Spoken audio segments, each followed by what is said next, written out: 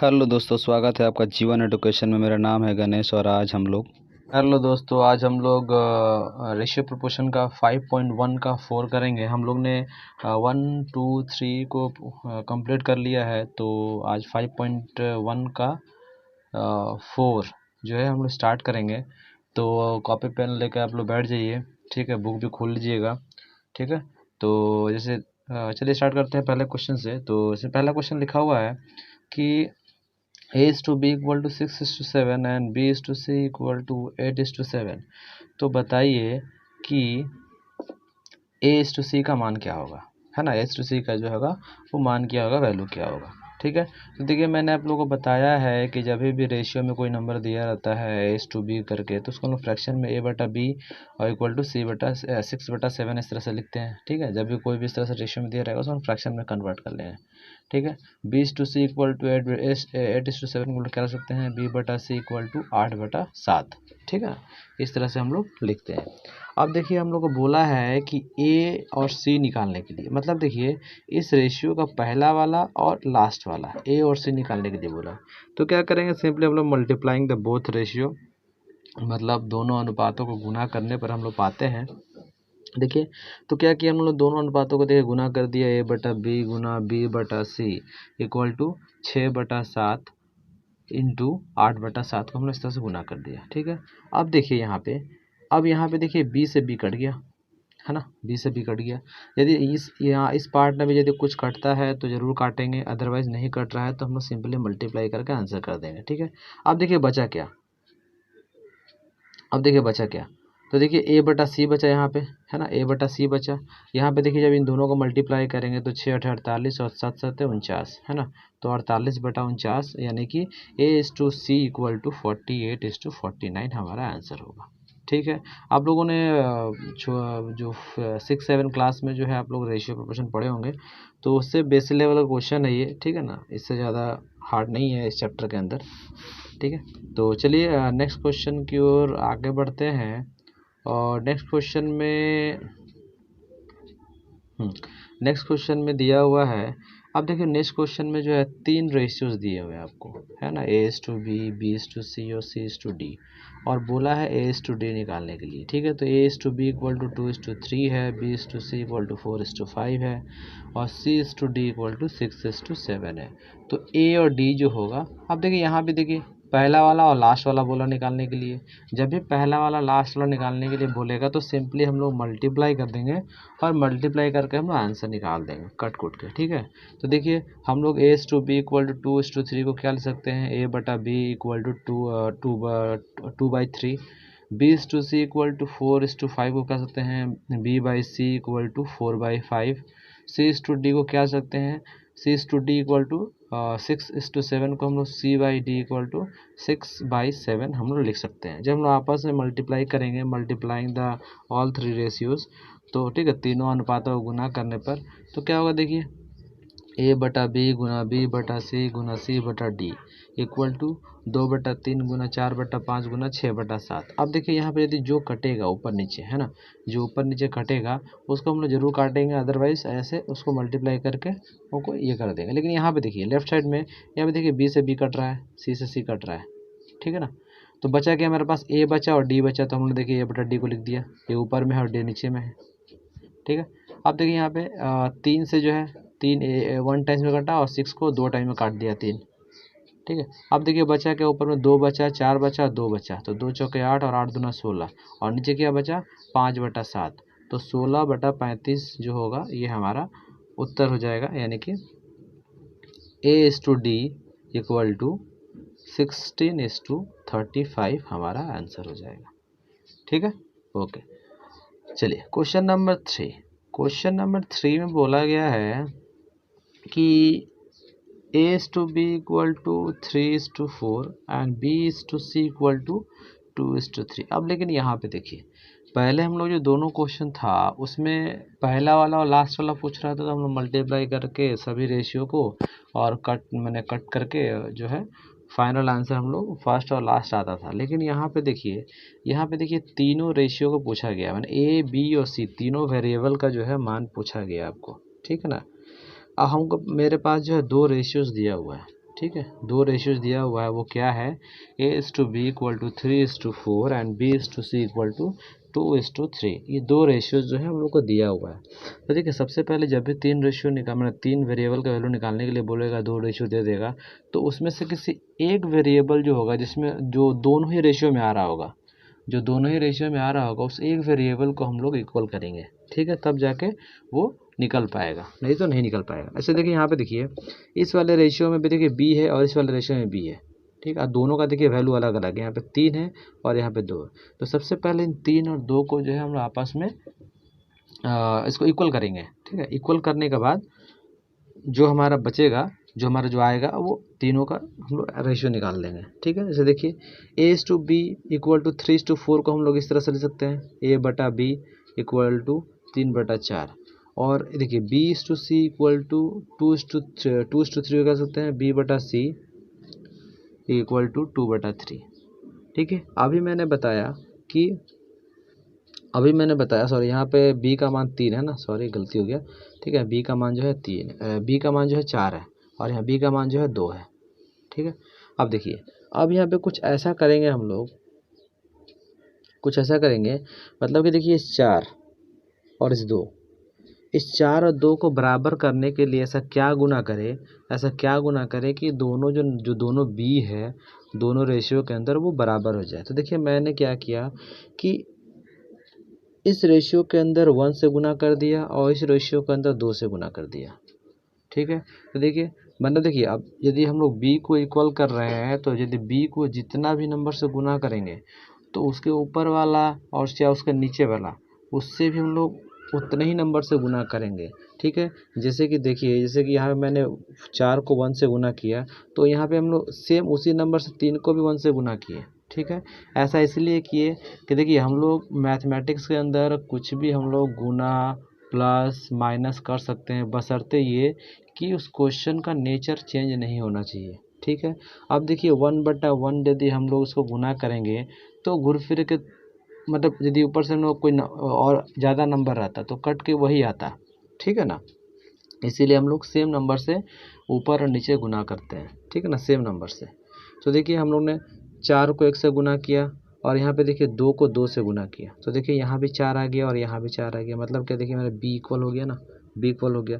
अब देखिए यदि ये नीचे 1 से गुना किए तो ऊपर भी 1 से गुना करना पड़ेगा, और ये देखिए यहाँ भी 2 से गुना किए तो यहाँ भी नीचे भी 2 से गुना करना पड़ेगा। ठीक है ना, मतलब सेम नंबर से ऊपर नीचे हम लोग गुना करेंगे। जैसे b को हम लोग जब इक्वल कर रहे होंगे तो जिस नंबर से हम लोग b को इक्वल कर रहे होंगे उस नंबर से हम लोग ऊपर नीचे बराबर गुना करेंगे। ठीक है, अदरवाइज क्वेश्चन रॉन्ग हो जाएगा।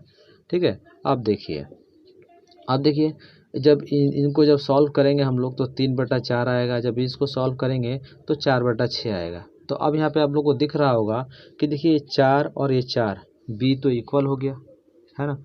तो मेरा जो फाइनल आंसर हो जाएगा वो हो जाएगा, देखिए a इक्वल टू कितना है 3, c इक्वल टू 6 और b इक्वल टू 4 तो आ ही गया। तो देखिए a equal to 3, b equal to 4 और c इक्वल टू 6 हमारा आंसर हो जाएगा, यानी कि A:B:C इक्वल टू 3:4:6 हमारा आंसर हो जाएगा। ठीक है, ओके, आशा करता हूँ कि आपको समझ में आ रहा होगा। ठीक है, तो आगे बढ़ते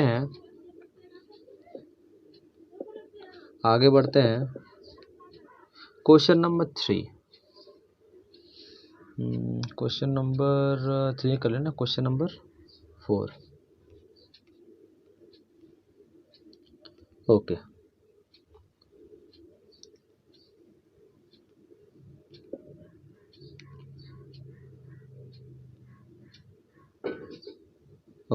क्वेश्चन नंबर 4। क्वेश्चन नंबर 4 में बोला गया है, ठीक है, अच्छा क्वेश्चन नंबर 4 को मैंने होमवर्क में डाल रखा है, सेम 3 नंबर का जो है 3 नंबर की तरह है। ठीक है, तो x:2y:2:3 and y:z equal to 4:7, तो x y z का जो है आप रेशियो निकाल लीजिएगा, एकदम सेम प्रीवियस क्वेश्चन की तरह ही है। ठीक है, मैंने इसको होमवर्क में दिया था कि आप लोग भी कुछ करिए। ठीक है, सिर्फ मैं ही करूँगा तो फिर आप लोग कुछ सीख नहीं पाइएगा। ओके, आगे बढ़ते हैं 5 का 1। 5 का 1 में अब देखिए 5 का 1 में क्या दिया है कि दो रेशियोज दे दिए हुए हैं, एक्स और मतलब एक रेशियो दे दिया हुआ है x और x:y इक्वल टू 3:4 और कुछ यहाँ पे एक्सप्रेशन दे दिया गया है, उसको आपको जो है इसका वैल्यू निकालना है, ठीक है ना, रेशियो में जो है उसका वैल्यू निकालना है, ठीक है। तो अब देखिए कैसे करेंगे हम लोग। जब भी इस तरीके का कोई भी क्वेश्चन हो, तो हम लोग एक्स वाई को हम लोग इस तरह से फ्रैक्शन में लिखते हैं। एक्स इस टू वाई इक्वल टू 3:4 को हम लोग एक्स बटा वाई इक्वल टू 3/4, ठीक है। अब आगे देखिए, आगे हम लोग क्या करेंगे, इस पूरे रेशियो को हम लोग के मान लेंगे। उससे पहले देखिए, उससे पहले देखिए, कभी भी हम लोग इस तरह से वैल्यू निकालना होता है कि कोई भी एक रेशियो दे देगा और बगल में बोल देगा कि इतना का वैल्यू निकालिए, ठीक है। तो हम लोग हमेशा जो है पूरे रेशियो को किया मान लेंगे, ठीक है। उससे पहले क्या करेंगे, देखिए इसको थोड़ा सा ध्यान से देखिएगा। यहाँ पे एक्स बटा वाई इक्वल टू 3/4, इसको हम लोग क्या किया, देखिए यहाँ पे इंटरचेंज किए। 3 को x के जगह पे ले गए, 3 को y के जगह पे ले आए और y को 3 के जगह पे ले गए, ताकि जो है हम लोग जब मानेंगे तो k इक्वल टू हम लोग ईजिली जो है वहाँ पे हम लोग k का वैल्यू निकाल पाए, ठीक है ना, x का वैल्यू निकाल पाए k के टर्म में, ठीक है ना, k के टर्म में जो हम x का वैल्यू निकाल पाए। तो देखिए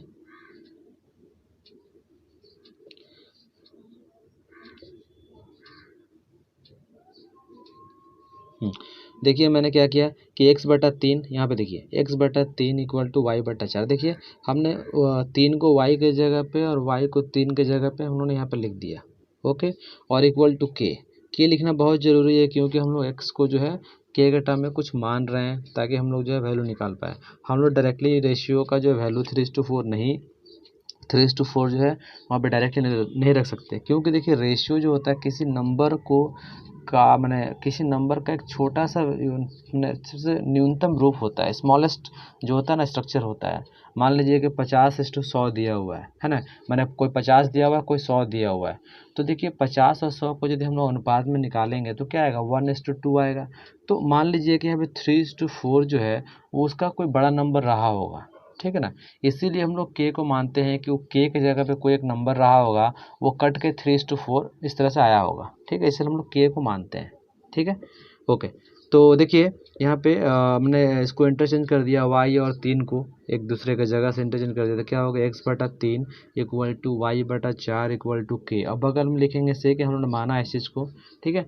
तो देखिए अब देखिए क्रॉस मल्टीप्लाई जब होगा, जब देखिए इसको हम लोग क्या कर सकते हैं, इसको हम लोग इंडिविजुअली तोड़ के लिखे तो इस तरह से होगा x/3 इक्वल टू k, ठीक है, और y/4 इक्वल टू k।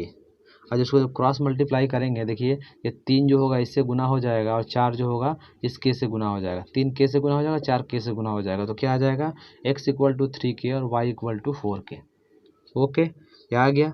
अब हम लोग क्या करेंगे, जो हमारा x और y का जो वैल्यू आया उसको जो गिवन जो हमको बोला गया है उसका मान निकालने के लिए उसमें हम लोग पुट कर देंगे, ओके। तो चलिए पुट करते हैं। जैसे कि देखिए यहाँ पे देखिए हमारे पास जो x इक्वल टू 3k और y इक्वल टू 4k आया, और ये हमारा दिया हुआ था फाइंड आउट करने के लिए इन दोनों का रेशियो। तो देखिए सबसे पहले हमने इसको फ्रैक्शन में लिख लिया, इस तरह से फ्रैक्शन में लिखने के बाद हम लोगों ने y के जगह पे y का मान और x के जगह पे x का मान पुट कर दिए यहाँ पे, ठीक है। आपको दिख रहा होगा, देखिए यहाँ पे 3 × 4k minus 3k, 2 × 3k plus 4k, इस तरह से हम लोगों ने पुट कर दिया। पुट करने के बाद हम जब सॉल्व करेंगे तो देखिए सॉल्व करने के बाद 3 × 4 = 12 माइनस 3k, 3 दूना 6 और प्लस 4, ठीक है। जब इसको आपस में हम लोग प्लस माइनस करेंगे तो क्या आएगा, जब हम लोग प्लस माइनस करेंगे तो देखिए ऊपर में आ जाएगा 9k और नीचे में आ जाएगा बटा में 10k। देखिए k से k कट हो गया, तो मेरा बचा क्या, 9, यानी कि इस पूरे जो हमको जो यहाँ पे दिया हुआ था, जो यहाँ पे वैल्यू निकालने के लिए उसका जो रेशियो होगा सॉल्व करने के बाद 9:10, यानी कि 9:10 जो होगा हमारा आंसर हो जाएगा, ठीक है ना। ये के मानना बहुत ज़रूरी है, नहीं तो के यदि नहीं आप मानते हैं तो वो रॉन्ग हो जाएगा, क्योंकि हमको तो ये तो पता नहीं था ना इस क्वेश्चन के अंदर कि 3:4 जो है वो कौन सा नंबर है, ठीक है। इसीलिए हम लोग उसके बगल में जो नंबर जो कट का जो छोटा रूप होता है वही हम लोग के मान लेते हैं, ठीक है। तो ये आप याद रखिएगा, ठीक है।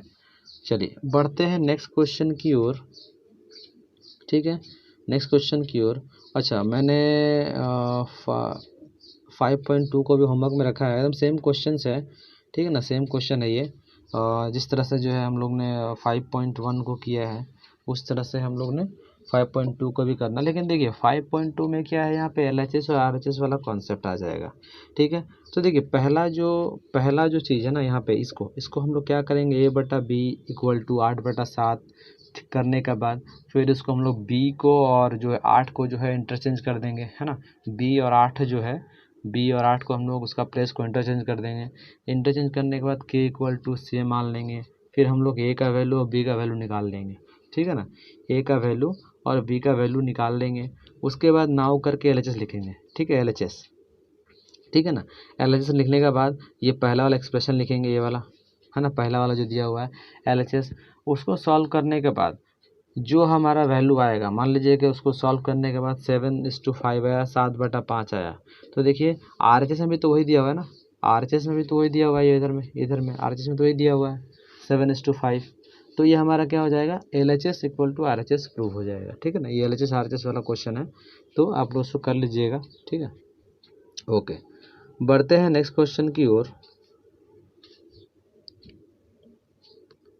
ओके, क्वेश्चन नंबर 3, 5 का 3, और ये बहुत अच्छा क्वेश्चन है, ठीक है। 5 में जो है तीसरा क्वेश्चन जो है बहुत इंपॉर्टेंट है, ये क्वेश्चन आता भी एग्ज़ाम के अंदर। तो चलिए करते हैं इसको, ठीक है। इसे देखिए पहला रेशियो बोला गया है P/Q equal to 5:7 and P-Q equal to -4। तो बोला, देखिए हमारे पास दो चीज़ दिया हुआ है, एक रेशियो दिया हुआ है और एक इक्वेशन दिया हुआ है, और बोला है कि 3P + 4Q का जो है वैल्यू आप निकालिए, ठीक है। तो कैसे करेंगे, तो देखिए सेम वही चीज़। तो P/Q इक्वल टू 5:6 को क्या ले सकते हैं हम लोग, P/Q इक्वल टू 5/7, ठीक है। अब देखिए यहाँ पे मैंने वही किया है, यहाँ पे देखिए इस तरह से 5 और Q का हम लोग प्लेस को इंटरचेंज कर दिए। थोड़ा इस पर गौर करिएगा, इन दोनों पे, है ना, इन दोनों पे गौर करिएगा। देखिए फिर से मैं यहाँ पे दिखा रहा हूँ आपको, इन दोनों पे आप गौर करिएगा, ठीक है ना। 5 और Q पे गौर करिएगा, तो मैंने दोनों का प्लेस को इंटरचेंज कर दिए, ठीक है ना, दोनों का प्लेस को हम लोग इंटरचेंज कर दिए। ओके, अब देखिए इसको हम लोग K मान लिए, K इक्वल टू से, तो P इक्वल टू क्या आ जाएगा 5K और Q इक्वल टू क्या आ जाएगा 7K। ओके, आ जाएगा। ओके, आगे बढ़ते हैं। उसके बाद देखिए आप लोग जो इक्वेशन दिया हुआ ना, इसमें हम लोग वैल्यू को पुट करके K का मान निकाल लेंगे, K का मान निकाल लेंगे, ठीक है। जब K का मान निकल जाएगा तो P का मान निकल जाएगा। उसके बाद हम लोग वहाँ से उसको फाइंड आउट कर लेंगे, ठीक है। ओके, तो देखिए हम लोग ने इस इक्वेशन को गिवन दैट करके लिखा है कि इस इक्वेशन को गिवन दैट करने के बाद देखिए P का मान और Q का मान पुट करने के बाद जो सॉल्व करेंगे तो यहाँ पे K इक्वल टू 2 आ जाएगा, K इक्वल टू 2 आ जाएगा। ओके, अब देखिए इस K को जो है हम लोग K के थ्रू जो है P का मान और Q का मान निकाल लेंगे। तो देखिए हम लोग P को क्या माना था 5K और Q को क्या माना 7K। तो देखिए K का वैल्यू जैसे पुट करेंगे तो यहाँ पे देखिए 5 दूना 10 हो जाएगा, और यहाँ पे 7 का मैंने 7, और यहाँ पे K का वैल्यू पुट करेंगे 2, तो 7 × 2 14 हो जाता है, ठीक है। अब हम लोग करेंगे नाउ, यानी कि प्रश्न अनुसार जो भी आपको दिया हुआ है फाइंड आउट करने के लिए, वहाँ पे क्या करेंगे, देखिए यहाँ पे हम लोग ने जो हमको फाइंड आउट करने के लिए बोला गया था उसको हमने लिखा 3P + 4Q। उसके बाद P का वैल्यू देखिए 10 है और Q का वैल्यू जो है 14 है, ठीक है। P का वैल्यू 10 है और Q का वैल्यू 14 है। हम लोगों ने इसको पुट किया, पुट करने का सॉल्व किया तो देखो 3 10 या 30, और 4 का पढ़ा में 14 का पढ़ा 4 पढ़िएगा तो वो 56 आएगा। तो 30 + 56 जो होगा 86 हमारा आंसर फाइनल आ जाएगा, ठीक है ना। 86 जो होगा हमारा फाइनल आंसर आ जाएगा, ठीक है। तो आज के लिए इतना ही। नेक्स्ट क्लास में जो हम लोग 6, 7 और 8, नेक्स्ट क्लास में हम लोग इस चैप्टर को पूरी तरह से ख़त्म कर डालेंगे, ठीक है। तो आशा करता हूँ कि आपको ये वीडियो अच्छा लगा होगा। यदि अच्छा लगा होगा तो लाइक करिएगा, सब्सक्राइब करिएगा और कमेंट ज़रूर करिएगा। तो आज के लिए thank you, have a nice day.